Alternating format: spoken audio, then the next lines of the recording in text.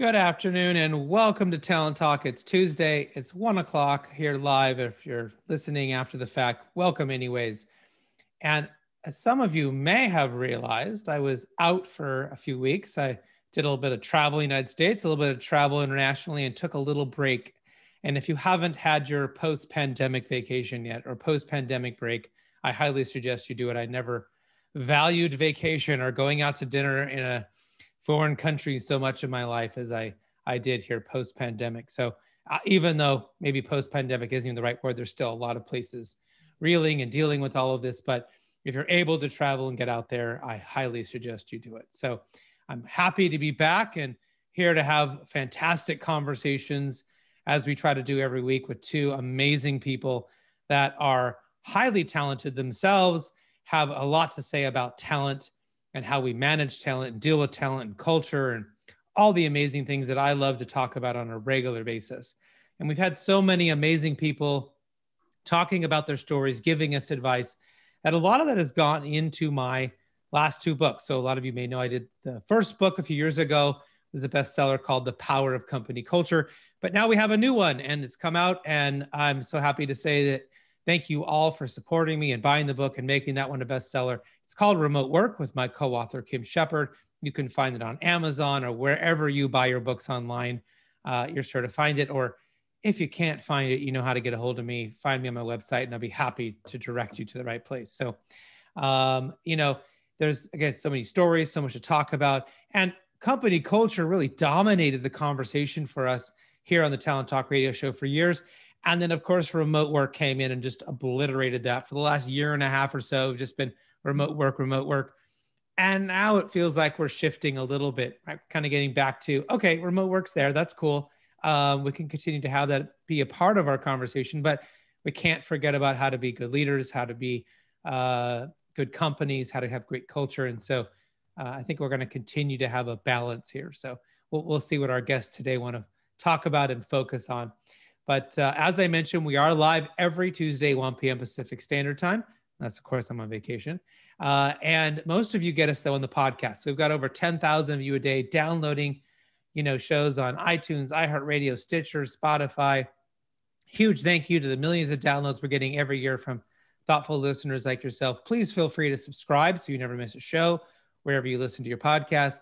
Share it with your friends, your coworkers. We'd love to have the audience grow. And most importantly, once you're here, we'd love for you to be a part of the conversation. So if you hear something you want to comment on, you want to talk about, we are live tweeting this on Twitter. So @PeopleG2, or you can follow the hashtag Talent Talk. And my social media coordinator, Angela, will sort of keep track of that. She feeds the best one-liners, the best information, book links, profile links, whatever's important for you to be able to grab there so you don't have to write it down. And if you have a question, she even tries to feed those in live. So sometimes we get live questions on the show, which is a lot of fun. All right. My guests today are two of the hottest new authors from prestigious Harvard Business School. So my first guest will be Sandra Sucher, professor of management practices at Harvard Business School. And then, so it's sort of a Harvard show this week, and followed by fellow Harvard Business School professor Ram Shahran. Hopefully I've said that one correctly. But let's go ahead and get started. Bring in my first guest. Sandra, welcome to the Talent Talk radio show. And I really appreciate you being here. Well, thanks so much. I'm glad to be here. So why don't you tell everyone a little bit about you? What is it you focus on? What's your work all about? What are you doing at Harvard? And of course, I know you're the chairwoman of the Better Business Bureau and you're author of a new book called The Power of Trust. So maybe give us the 10-cent tour here to probably a long life of incredible accomplishments. Well, I'll let your listeners judge whether that part's true. So let's think. For the last 20 years, I've been at Harvard Business School. I'm a professor of management practice. That means I came from industry. So I spent 20 years before that. I was 12 years at Fidelity Investments as their chief quality officer. And before that, I spent 10 years in fashion retailing. So I love business, I love organizations, and I care enormously about helping people and organizations get better at what they do. So I could summarize my work as being all around that. Well, and I think that's that's why this show is here. We want to talk about those things and talk about how we can, help people get better. And I think there's a lot of people out there like myself that want to grab a smart person like yourself and say, just tell me the secrets. What do I need to do? What do you think? And that way I can go do it and be an awesome leader, be an awesome manager, or whatever that may be. Maybe we can sort of start with the topic of trusted leadership. Yep. I think a lot of what has been floating out there in the interwebs lately is really, in my opinion, about trust. First, it was, can we trust them to work? Now, can we trust them, to manage this hybrid thing? There's always this idea of trust. So what does trusted leadership look like in today's, sort of modern evolving landscape of work look like to you? So here's an example of a leader who I think earned trust by the way he acted. So this is a story about Dave Cote when he was the CEO of Honeywell. And Dave Cote managed Honeywell through the terrible Great Recession that we had. And he decided that rather than lay people off, he was going to use furloughs. And he did that based on, 2 decades at GE and seeing the damage that layoffs do inside corporations, as well as to the individuals involved. He said, that's not going to help us this time around. And so he decided, he asked basically people inside the organization to take between 1 to 5 weeks of unpaid leave. And he did that because he needed to reduce the line item called labor at the time when his revenues were going down. And what he did that was so impressive, he did 2 things. I'll talk about the first thing that he did is he was great at balancing interests of competing groups. So when he did this, he knew that his shareholders would have preferred that he took a layoff. It's fast, it looks easy, and you get an immediate hit to the bottom line. He also knew that given a choice, his employees would have just as soon he forget about shareholders and say, look, business is tough. Why should we worry about their interests? And what he did is he prioritized customers first. And he said, the one group I'm really going to take care of during the recession is customers. And so I'm going to make good on every promise I made, every new product that we said we were going to come out with, we're still going to do. And in order to do that, that's what led him to furloughs. It's like you can't make that kind of progress in your company by having people disappear who are part of engineering teams who make things happen. So he does this, and what he did that was so impressive, in addition to sort of helping everyone understand, this is what we're doing, this is the plan, here's how I'm prioritizing things, and I think it's going to be better for us in the long run. So one leadership lesson right there is this art of balancing interests. And if there's anything that's a heart of managing trust, it's that you have competing interests of stakeholders, and you have to figure out, well, what am I going to do about that? Right? I can't just sort of go down one path and say, I'm all for the customer and forget about everybody else. So he balances these interests. The other thing he does is he decides not to take a bonus. So you can count on the fingers of one hand the number of leaders during the Great Recession who didn't take a bonus. And he was very clear. He came to HBS to talk to our students because I wrote a case about this. And he said it just wasn't fair. If he was asking people to give up 1 week, 5 weeks of pay, he said, it's not going to hurt me as much as it hurts them. But at least I'm going to show that I'm in this. And because he did this, and this is the second leadership lesson, his direct reports all then didn't take a bonus as well. So, you sort of said in all of that he put the client first. And really what I heard from you was that he put his employees first. And that in turn gave incredible value to his clients. But, by setting a good example, by not taking money out of the system that clearly kept, him not taking a bonus kept somebody or multiple people employed, right? Yeah. And what incredible trust that creates to show your employees, look, we want to keep you. We're going to find a way. If we all sacrifice, if we all take a little off the top, if we all, and then as leaders, we will set the bigger example and not take bonuses and not do things that are going to, clearly hurt the company. Google's in the news right now for their work from home stuff. And here they were saying, you can't have work from home. And one of the biggest managers who was against it took a job in Australia or something where he's working from home now, right? So like there's this totally, what I don't do what I say, not what I do. And like, you Right. kind of have this disconnect. And it's what I think one of their first really big tests publicly and how they're going to implement things. But, I know when I made the shift for my company, it was really hard to do, but I ultimately realized what I was doing was putting my employees first. And I stopped worrying about clients, and I stopped worrying about the bottom line. And I stopped worrying about products and services. And it was just, how can I make things better for my company? How can we survive this recession? This was 2009, and that made all the difference in the world. And I just sort of like never changed that tune. And so do you think that's a common theme among successful CEOs, or is that maybe that's not the only way for a CEO to be successful? So it's not the only way. That, there are lots of not so great ways that you can be successful if all you care about are financial returns. Right. Right. But I think that what we found as I've studied trust over time is that trust is built from the inside out. Every company that got good at trust, and usually it's because for a while they weren't so good, actually worked the process of regaining trust from inside the organization, starting with their employees. And that's what allowed them to be successful in the marketplace. So I think you're exactly right that this notion that employees are actually the core of it, and it makes sense. I mean, all the value that's created by companies is created by the employees who work there and Right. stop. Right. So if we that was around trusted leadership. And then we can maybe look at this with another lens, because you sort of bring this up already, was how do people decide they're going to trust the company? And I guess that could be employees, that can be customers, that can be the public at large. And it sounds like you got to set a good example. You got to do what you say you're going to do. But I mean, what else sort of goes into that I guess, for people to help trust an organization? Right. So the first thing to understand is what is trust? So trust is vulnerability.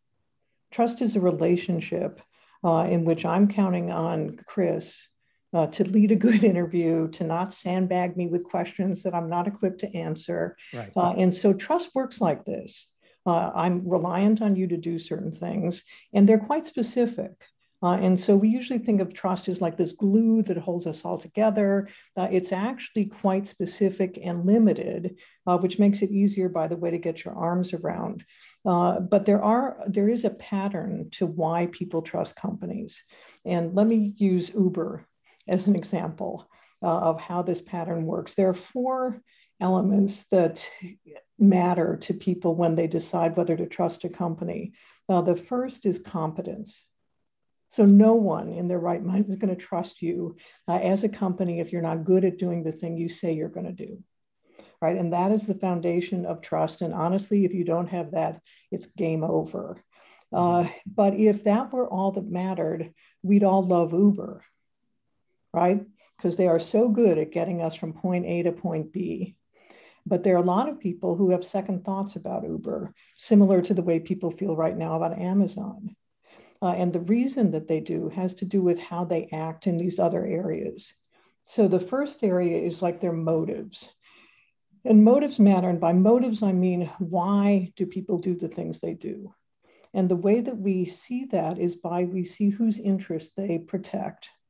So in 2013, an Uber driver in San Francisco ran into a family of 4. And when he did this, he killed a 6-year-old girl, injured her mother and brother. And of course, the family sued. And when Uber went to court, what they claimed was that at the time that the driver hit these people, he was not an employee because he didn't have a passenger in his car and he hadn't accepted his next ride.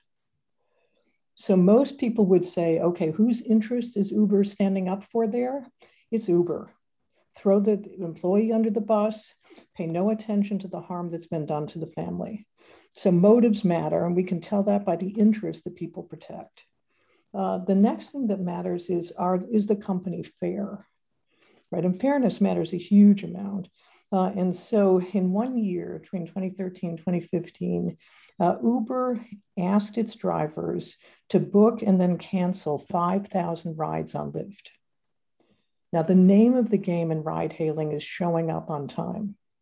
You cannot be competitive if you can't do that. And what Uber was doing was an unfair way of trying to sandbag and undermine its competition, getting at the very thing that people count on it for. So being fair matters. And the last thing that matters is just the impact of the company's actions, right? And this is not your purpose, the grand things that you say. This is, I can see it with my own eyes. I get what you're doing, and you don't need to tell me what it is. I know what you're doing.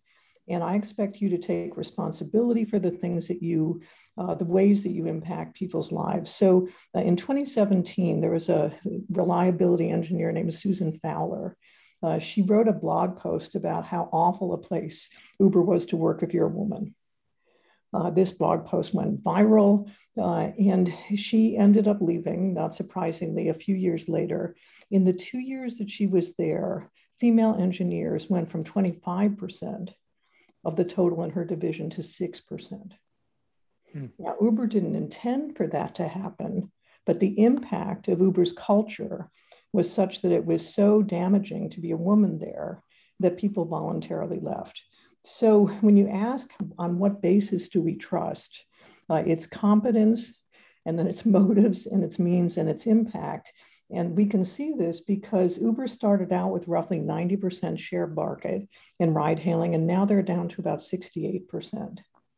And Lyft has all the rest. Right. And that's because all they have to do is say, I am not Uber. And people are already there. Well, you bring up a good point, because I sort of don't have a great opinion of Uber. I know, to your point, I know that they have a great app. I know they will pick me up and get me where I need to go. I can trust the service, right? But I know I don't like the company and its deeds. And so I will choose Lyft first if I can get a Lyft. And if I can do that. And if I can't, I will choose them. But if I can't, then of course I will use Uber, because I can trust its reliability.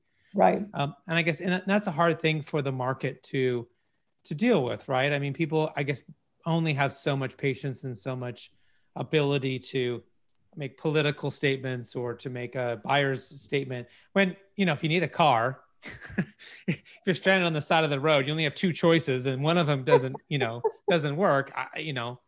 Uber's got some protection there. And there's probably a lot that they could do too. I know they have tried, and they brought in a couple of different top people, and I certainly haven't heard quite the rumblings in the last few years than when they had their biggest issues. But yeah, I mean, it's still that lingering effect, right? You think about those things from a trust standpoint. Right. And that guilt that you're displaying, Chris, that, tell me it's okay for me to use Uber if I can't get a Lyft. That's like a moral twinge, right? Yeah. There's some part of you that says, God, I hate doing this, but I'm really going to go do it. And right. That's a very realistic thing. So it's not that, by and large, companies that aren't trusted, they don't go out of business if they're large and well capitalized. Right? Yeah. They just don't. But what they do is people have second thoughts about doing business with them, and they give away share to their competitors. And they have a harder time attracting people because people don't want to be associated with them.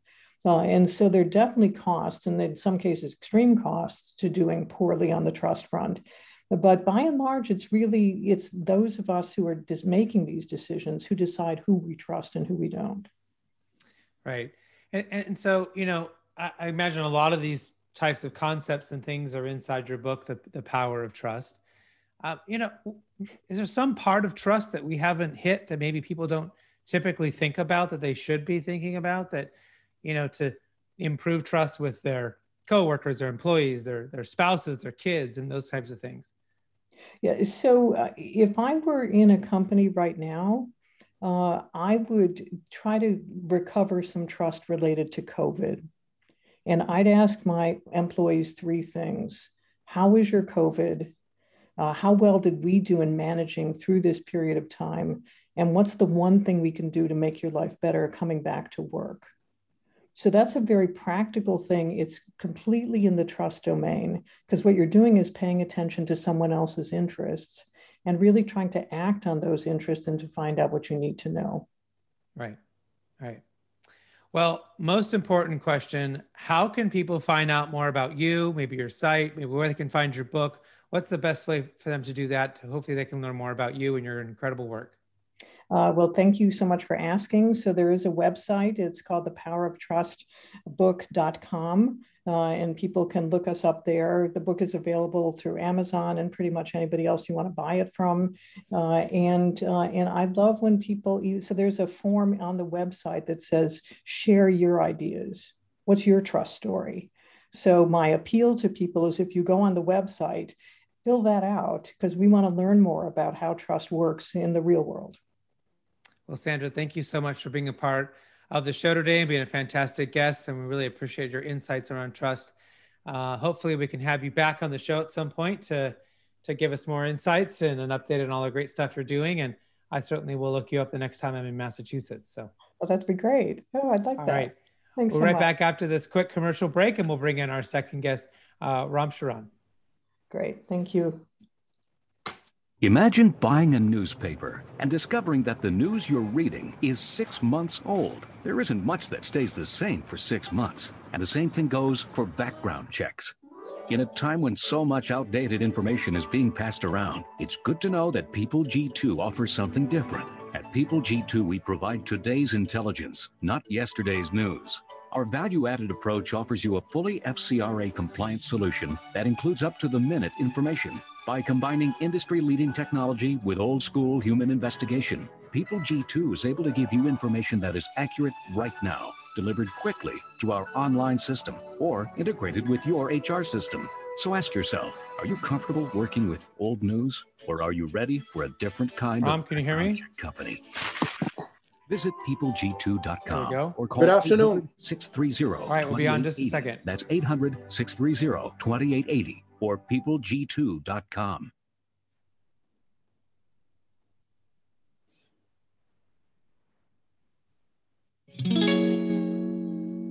Welcome back to the Talent Talk Radio Show. In case you missed my first guest, Sandra Sutcher, you can listen to her interview and podcast on iTunes, iHeartRadio, Stitcher, Spotify, wherever you find your podcast. We're happy to have you subscribe and tune in. But let's go ahead and get to my next guest, Ram Charan, #1 New York Times bestseller and Harvard Business School professor and worldwide expert on business strategy, execution, corporate boards, and building a high-performance organization.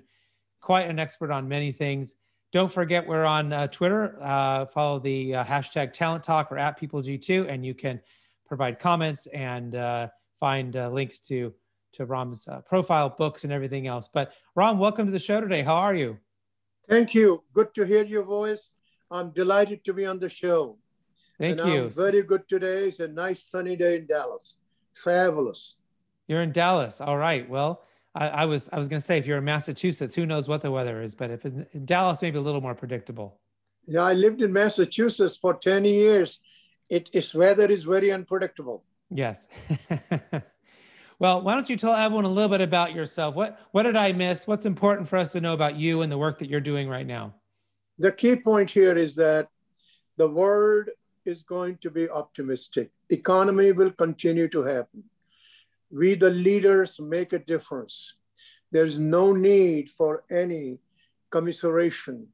Go forward. Lots of opportunities, lots of hurdles.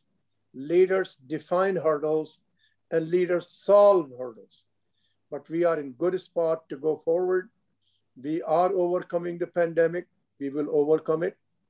And we now loosen up our psyche and go forward. So maybe looking over what's happened in the last year and a half, I mean, it's been quite a bit of change. I think most of it's pretty fantastic change in allowing for more flexible work and removing some of the junk, the old ways of working that were there. But in your opinion, what has changed about business today that maybe we could render obsolete, or maybe some of the classic strategies of maybe it's become undone a little bit? Is there a new playbook and a new way of working? Yes. Number one, we did not pay enough attention to employees. This is number one. Not because there's a shortage of talent, but the people in power coming to terms that their leverage is people, empathy. More important, release their energy. Even more important, find a way where they can exercise their dream, build their capabilities, and they can get freedom to do and not have 5,000 layers between the CEO and the person. That is a change, it's happening. And this has been set by people like Amazon, even though Amazon has other problems, but they now have in parts of Amazon only 3 layers. We have companies like Fidelity Investment, 3 to 4 layers. So people have more freedom, more ability to exercise their energy and their creativity. You know, the nation is built by talent. Nation is built by leaders. Leaders find technology, develop and deploy technology. So leaders and talent, this is a big change from the pandemic. And the second big change is that the application of digitization, application of algorithms, artificial intelligence, machine learning is no longer an option. And it is commoditized. Most of these tools are 100 years old. So people need to get on with it. Those who don't digitize, they will die. Those who digitize and do it in time, see a huge prosperity. That's the second major one. Third major one is that if you don't care for a customer, you won't live. You've got to be obsessed with customer in a proper way. Individual customer. For 100 years, we have mass production, mass marketing.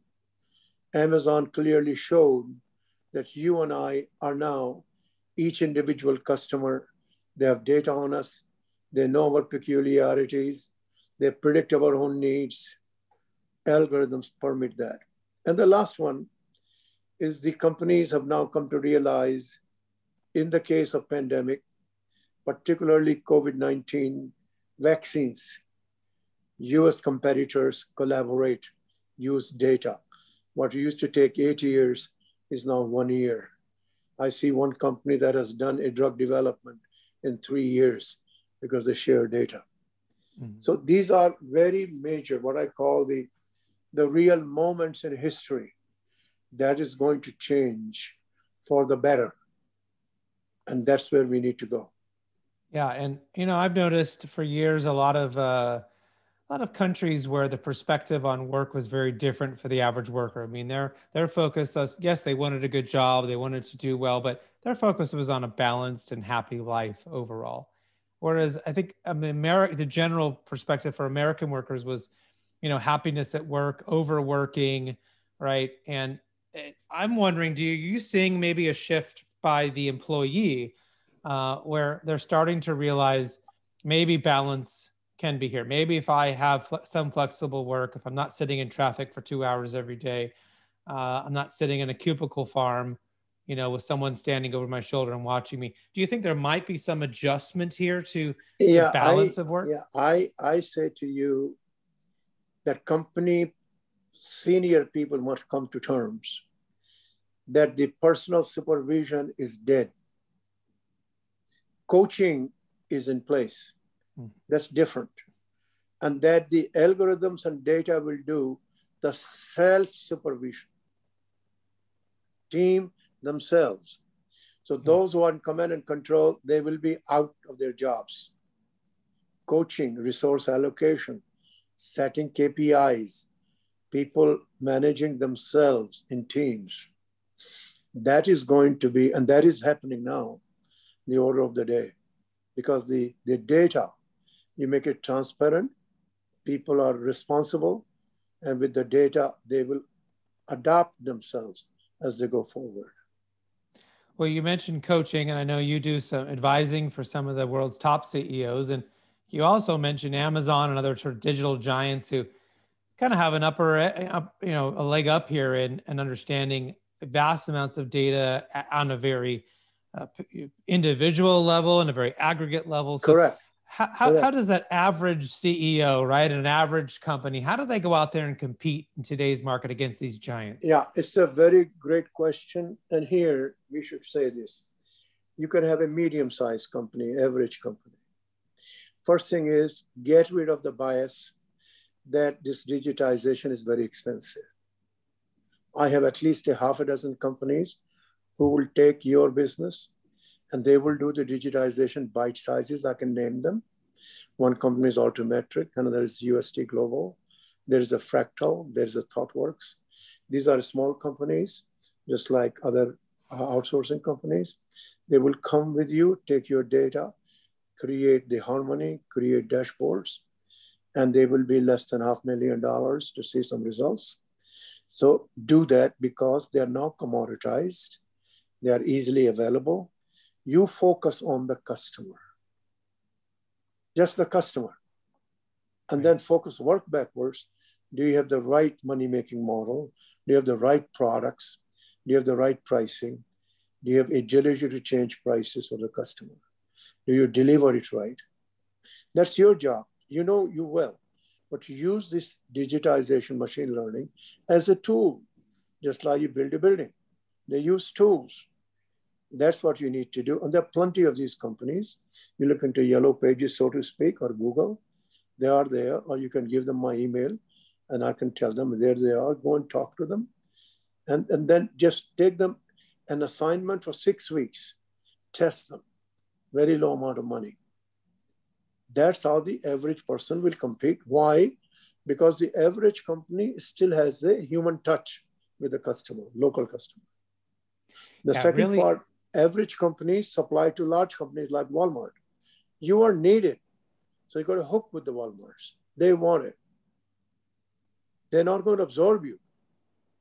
A very large part of our mid-sized companies are suppliers. A large part is the local touch. They know names of the local customer by face. Never forget it. See, the customer obsession is 1,000 years old.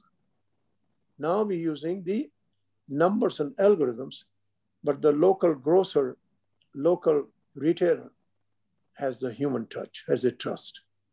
And that's important. Yeah, it is. It is. So we're going to have that. Yeah. And I'm wondering, do you think, what does sort of the future look like for someone like Walmart versus maybe Amazon? And then to your point, when these smaller producers, if they can go in and get their digital game up, right, and come in and compete, certainly there's a lot of labor related issues with both of those organizations. And so I'm wondering what you think how will that look for them in the next 5 or 10 years? Yeah.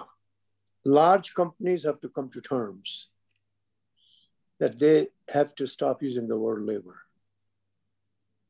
We are all human beings. Yeah. People have to understand that a board can fire a CEO. CEO is an employee. They have to understand activist shareholders can get a board fired. They are employees. It happened in the case of Darden. It happened in the case of Railroad in Canada. So we are all employees. This caste system must change. We have inequality. First, we've got to reduce inequality in companies. Yeah. But that's big. I mean, we still have just recently Amazon drivers pooping in plastic bags because they didn't have enough time, right? They weren't even given, they were managed so tightly, they had no time to use the restroom, right? We're not thinking about human beings then. Some of those things will be in the open. Yeah. And whatever the truth is, which I don't know, but that truth cannot be hidden. And people have to develop that. And we say, for example, that if you make that really better, it doesn't mean it costs you more.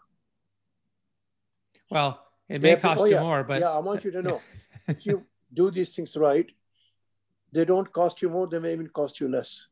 Yeah. It has been shown through many experiments because the human energy is the driver of productivity. Yeah, and there's so many important skills that I think we really want employees to have. And I'm hoping as this remote work revolution sort of shifts and begins to help a lot of people change where they work, how they work. One of the most important skills that I'm sort of seeing that's really, really fundamental is imagination. Why do you think imagination is such an important skill for people in, competing in today's market? Yeah, remember, the imagination is something you can develop. And that is, it's a well-known phenomena. I go to my town, my 8th grade classmate sits on the ground. He sells peanuts in a bag. He's as bright, I think, as I am, but he didn't get the chance I did. And that is knowledge. If you collect knowledge, daily reading, absorbing it, and connect it, your imagination will increase. Now, if you can't have any knowledge, no data, no information, your imagination is very limited. So America used to have that in the Midwest. When I came to America, they used to get books and have book sessions. Now you don't need that. You have Google. You look at the Google, anything you want, 90% you will get the answers. So for imagination, every employee, regardless of the rank, must know what's happening on the outside daily. Customers, technology, whatever interests you, arts, science, whatever, your imagination will increase. Yes, that being exposed to new ideas, being exposed to knowledge, but I think also having that opportunity to reflect on it, right? To slow down and you think will do about that. it. You will do that. People don't realize this. A 20-minute walk, Steve Jobs used to talk to people and walk. Yeah. I had a client CEO, and I used to spend a whole day walking on the Jacksonville beach. And we did a lot of great thinking. Yeah. So and that's the physical part too, right? That moving is actually something connected to that. Yeah. But also get a buddy to talk to. You don't have to have a buddy physically there. You find somebody somewhere, talk to half an hour every day or every week, and test ideas. Your imagination will be loosened up. Yeah. So is there maybe a reason you think companies should spend more time thinking about their ecosystem rather than direct competitors? Do you think we should be looking more inward than outward? No. That's very, very simple thing. And I learned from these people who were nobodies became billionaire. The secret to them was to know what is happening on the outside. So I was one day with the CEO of BlackRock. It's the largest depositing funds in the world. Sitting next to him, I was lucky. And I said, Larry, love to learn what you're doing. He said, I don't go to bed until midnight or whenever, until I see the latest news around the world. Think about that. Now, this is his business. I don't do that either until I read the Google in the morning and say, what's happening in the world? Yeah. Start there. Be very practical. And then reflect. What did you notice? What's new? What's changed? Hey, what's happening? What might you need to worry about, right? And then get a buddy to talk to. He said, okay, what did you notice? Yeah, it's very, very important. For years, I've always read the front page of the Wall Street Journal, which is these little tiny snippets of larger articles inside there. So you could get a very quick glance of what's happening. What are you seeing, right? No. I'll give you a simple one. In the Wall Street Journal, just use the first column on the first page slowly. Yeah. The upper half of it, and say, what does it mean to me? And is there something I want to get more interested? Pick up that, open the page and learn it. Yep. Don't try to get too much. Learn something you are interested in depth. Over time, you will pick up speed. I began to read that 50 years ago. Now I can read that in 7 minutes. Right. So build that mental capacity, which is knowledge, which is insights, which is new trends. Everyone can do that. So I have many CEOs who did not go to school, who did not go to Harvard. That's how they developed their brain. Right. Many of them went to school at night, schools we never heard of before. It's that process of learning. And I think that's Exactly. Mm-hmm. And daily learning what's new. I think that's a big key to the guests we have on this show on a regular basis. It's certainly a key for the people we have listening on a regular basis. They tune in here to learn something. Hopefully, even if you just pick up one thing you can learn today, one thing you can take back to your company. Yeah. So the last week I picked up that there is a solid state battery, and the electrolyte is made of the solid state, not the lithium. I said, fine. So I'm very curious, who has it? Bill Gates has invested money in one of the companies. It's very clear to me in less than 5 years it will be live. And then he said, okay, if this has really become live, what will be useful to whom? What will happen to the car? That's imagination. Right. And if you want to, then how can I invest, or how can I create a company, or how can I have employment with what's going to happen in the future, where it's going to expand? You got it. So you go to the Google and say, which companies are there? They're all there. And then say, okay, whom do I call to? You're going to find through LinkedIn the email addresses to write to them. Mm-hmm. Unbelievable what is available today. Yeah, so many opportunities, and yet people feel maybe like they have less than they used to. They feel like they don't know where to look, because I guess maybe it's information overload at times. But I think what people should hear from you right now is it's simple. Keep it simple. Get some knowledge, get some information, take time to reflect. Keep it simple and have a daily rhythm. Yeah. Find 30 minutes every day. Mm-hmm. So I stay in the hotels. All my life is a hotel. And I see the people at the front desk, and I always quiz them. What are you doing? What you doing? I say, can't you find 30 minutes a day? Yep. Learn about the hotel management. It's all there in Google. But they're clerks. I say, you do a great job because you treat customers with great respect. You have to be interpersonally very good. But you can't make your life just at the front desk. Right. Got to keep expanding. Got to keep moving. Exactly. Yeah. Now, I know that you often say that companies need a money-making model and not a business model. Can you kind of get an example of that, or explain that a little bit more for our listeners? Yeah. You see, when you look at a street vendor, the largest population of business people is the street vendors in the world. They got no training, no books, mm-hmm. no Googles. They buy merchandise in the morning, usually 5 a.m. They make a decision, how many apples, how many pears, how many bananas. They take it on their wheelbarrow and on the what they call trailer, and they have a beat where they build their brand with the kids that they treat that. And they price it. If the fruit begins to rot in the afternoon, they cut the price. But at the end of the day, they have to have a cash. So their model is money-making model. You buy something for $9, you sell for 10. They know, and they have never had a school, you got 10% gross margin. They know that, by the way, that terminology across the globe. Translate into the language locally. I go to these villages and I see that. And so out of that, they do what they need to do during the day. And that's the cash they have to have. So you take a large company, and they have total sales of General Motors of, let us say, 200 billion, very large, okay?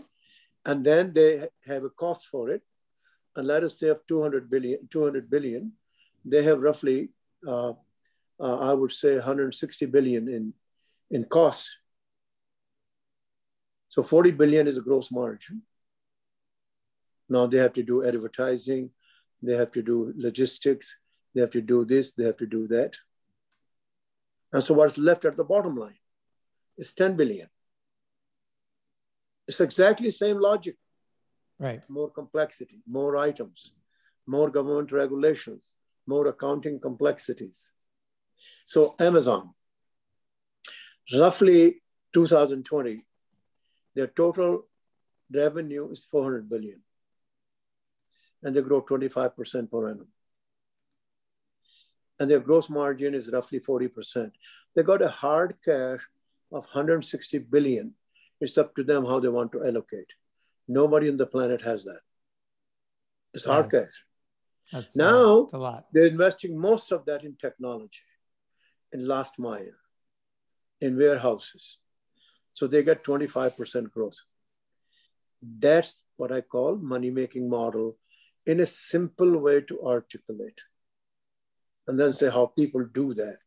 So they're investing more than 50 billion in technology this year. Wow. They're going to buy 62 million square feet of warehousing space. That's they certainly are going to make a big. Numbers are big. Yeah. A business model is a fancy word. We invented in the business schools. A kirana merchant, a corner grocery store, a 7-Eleven, a street vendor, they keep it very simple. What's the sales? How many dollars? What's the gross margin? What's the cost? Do I give somebody a credit or not?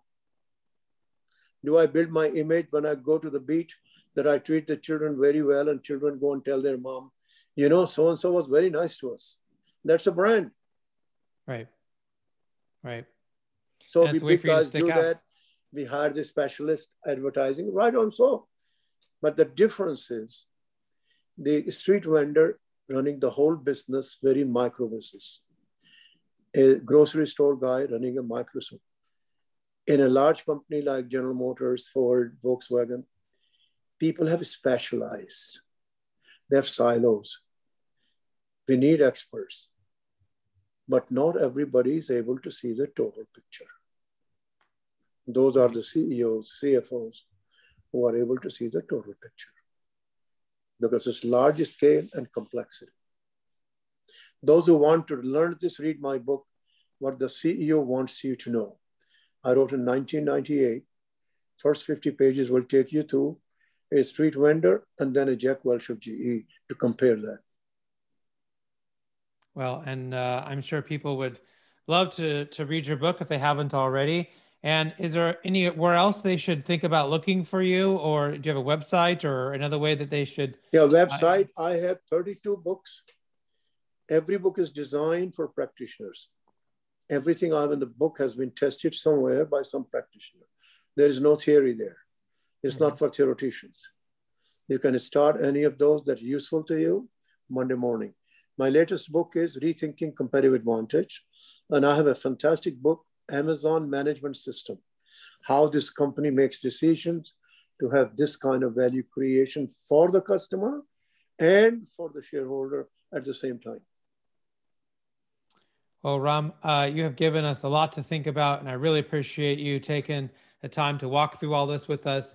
I know our listeners will be eager to check out your books, and just thank you so much for being on today's program. I am delighted, and I want everybody to learn something every day. It's a great way to live your life, and I'm sure I have a good feeling most of our listeners are doing that, but if they're not, this is a good kick in the butt to remember to go out and do it every day. Thank you. Thank you very much. Thank you, everyone, for tuning into today's show. Bye-bye. Hopefully you've gained something you can use in your own career in a positive way. Until next time, do what you love and show the world how talented you can be today. Thank you. Thank you. Thank you.